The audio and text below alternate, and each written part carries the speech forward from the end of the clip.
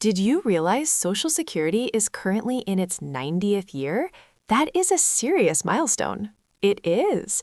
But looking at the latest news, it feels less like a birthday party and more like a crisis meeting. Exactly.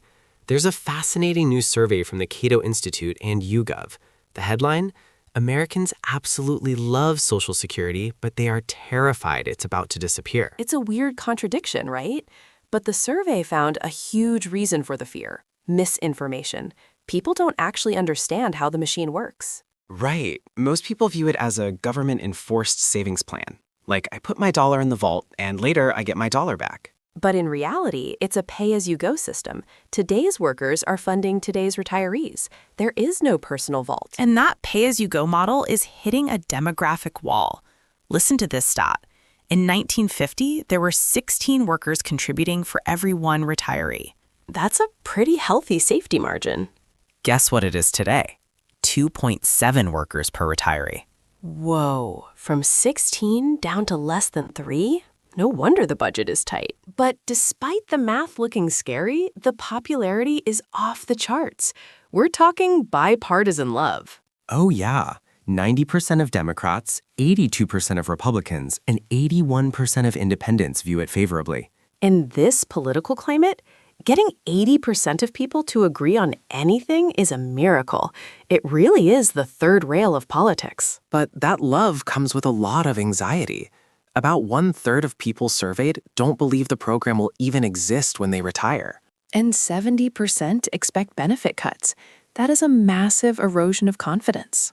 It's basically, I love this program, but I'm pretty sure it's going to ghost me when I turn 65. Well, the fear isn't unfounded.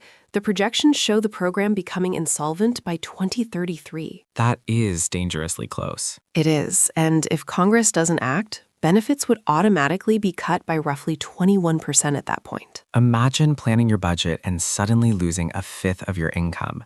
That's the reality if nothing changes. So who do people blame for this looming mess?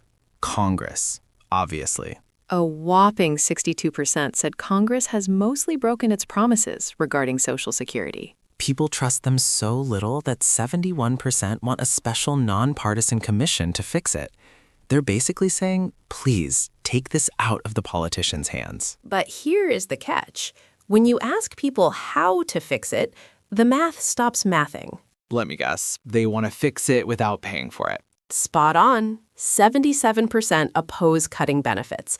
But the exact same amount, 77%, oppose raising their own payroll taxes. So we want the benefits, we just don't want the tax bill. Classic. Is there a generational divide on this? Huge. Gen Z respondents were actually 8 times more likely to support benefit reductions compared to seniors. Maybe because they don't expect to get it anyway? Probably. Plus, 51% of Gen Z said they aren't currently saving for retirement. They're just trying to get by right now. It really highlights the core misunderstanding.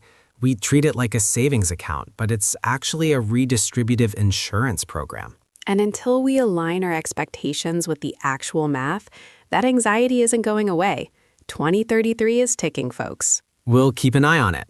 Thanks for tuning in.